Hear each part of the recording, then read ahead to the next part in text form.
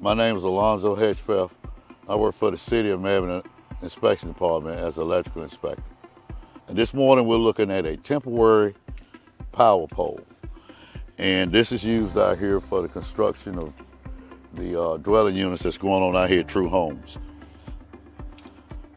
The inspection on this pole is pretty simple. It's not a lot to it. We check it to make sure it's braced. It's required to be 3 feet in the ground.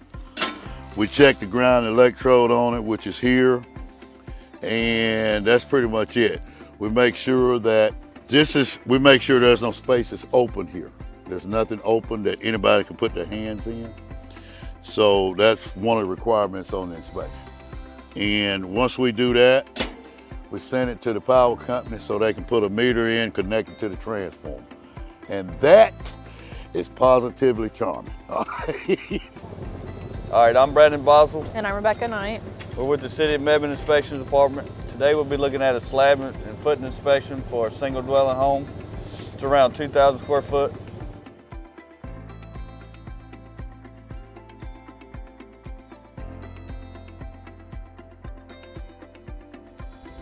Okay, so when we pull up on site, you always go to the permit box first and you pull your plans. Whenever we're looking at the plans, we want to make sure that the thickened slab and the footing meets what's on site. We also want to look at the concrete, the inches of the concrete, and also the materials that they're going to use over there, and just verify that each matches. So usually the builders use a third-party engineer to look at these footings. Today we're going to look at them, but usually they send in a third-party letter that we can take and accept if they verify that the footings are good.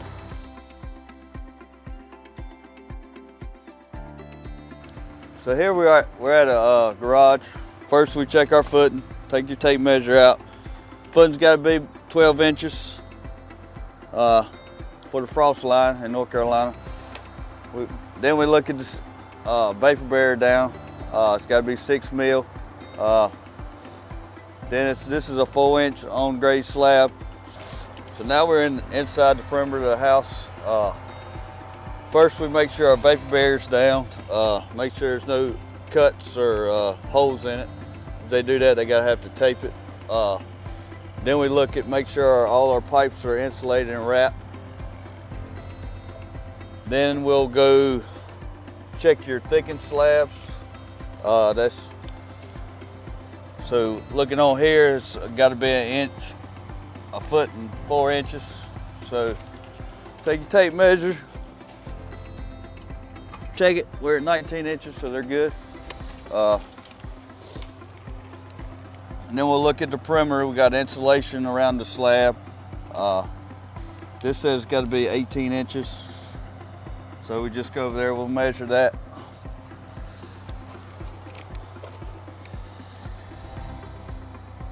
And we're at 22 inches, so they meet the requirements.